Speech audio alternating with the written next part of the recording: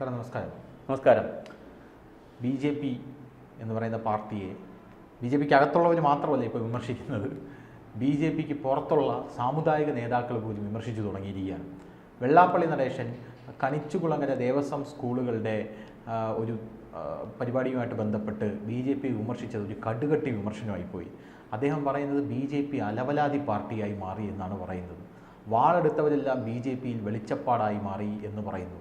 വെള്ളാപ്പള്ളി നടേശൻ ഇത്ര രൂക്ഷമായിട്ട് B J പിയെ വിമർശിക്കാനുള്ള കാരണം എന്താണ്? പാലക്കാട് തെരഞ്ഞെടുപ്പ് തോറ്റതാണ്. ഒന്നാമത്തെ കാര്യം, നമ്മൾ വെള്ളാപ്പള്ളി നടേശൻ അവർ പറയുന്നതിന് നമ്മൾ വളരെ സീരിയസ് ആയിട്ട് എടുക്കണ്ട. കാരണം വേറെ ഒന്നുമല്ല, അദ്ദേഹം സീരിയസ് ആയിട്ട് തന്നെയാണ് പറയുന്നത്.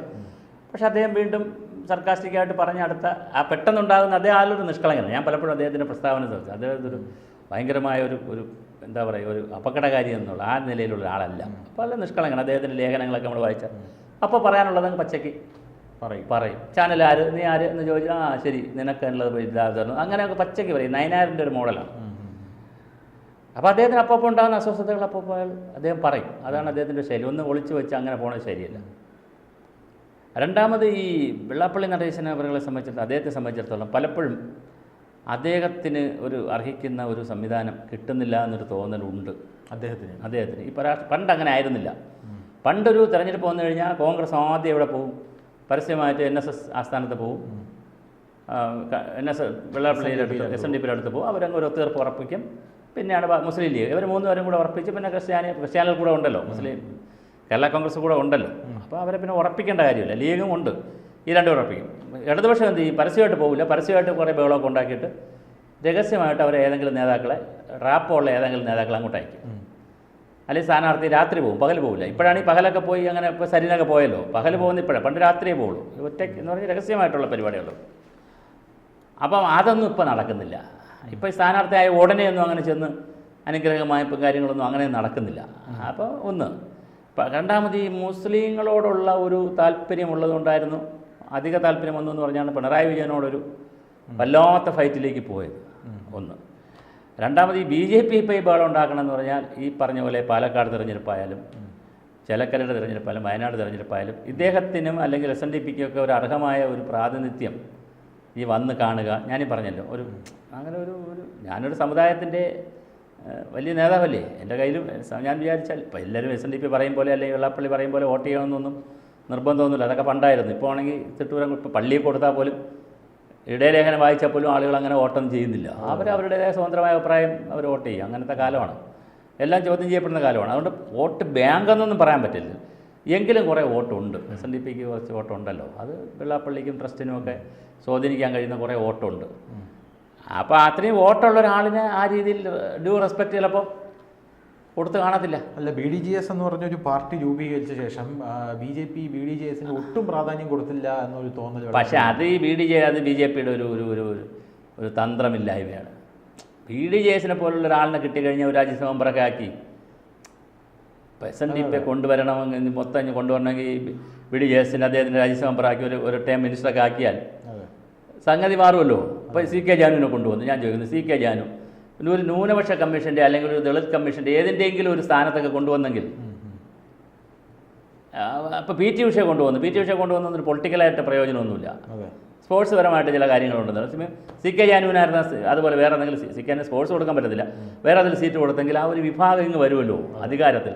ആദ്യം അവർക്ക് അറിയത്തില്ല. സ്ട്രാറ്റജിക്കലി അത് പലപ്പോഴും നടക്കുന്നില്ല. അപ്പം അബ്ദുള്ളക്കുട്ടി മന്ത്രിയായാലാണ് കുറേ കൂടി കാര്യങ്ങളൊക്കെ ആളുകളെ കൊണ്ടുവരാൻ പറ്റുന്നത്. AP അബ്ദുള്ളക്കുട്ടി മറ്റേ നമ്മളെ ന്യൂനപക്ഷ ഹജ്ജ് എന്നൊക്കെ പറഞ്ഞു നിൽക്കുന്നത്. അപ്പോൾ ഈ വരുന്ന ആളുകളെ ദേശീയ ഉപാധ്യക്ഷനാക്കി. പാർട്ടിയിൽ ഒരുപാട് വലിയ സ്ഥാനം കൊടുത്തു. വലിയ സ്ഥാനമാണ് പാർട്ടിയിൽ കൊടുത്തത്. പിന്നെ ഹജ്ജിൻ്റെയൊക്കെ ആക്കി കഴിഞ്ഞു.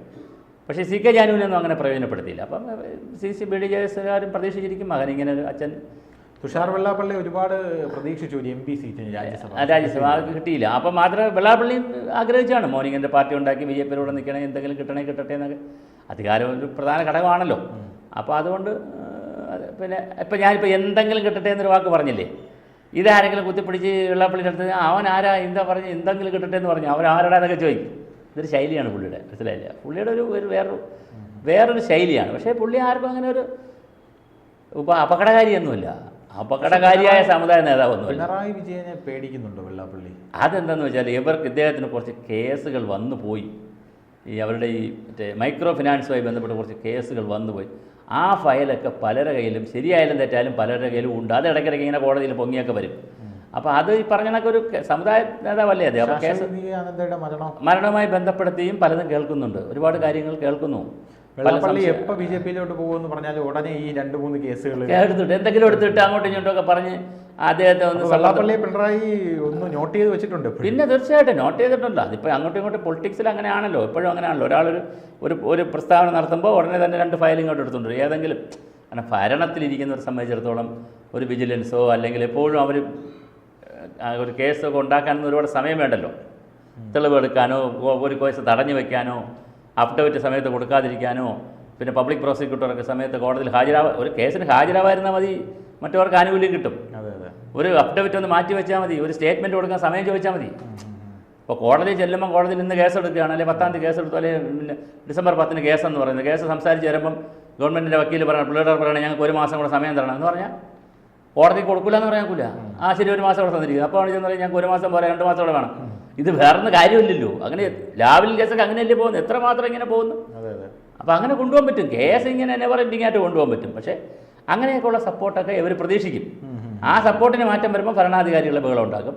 ഇനി കേന്ദ്രത്തിൽ നിന്ന് ഈ പറഞ്ഞൊക്കെ നമ്മൾ എന്തെങ്കിലും ഉപാധികളോ ഉപദ്രവങ്ങളോ ഒക്കെ കിട്ടിയോ അറിഞ്ഞൂടാ, നമുക്ക് അറിഞ്ഞൂടാ.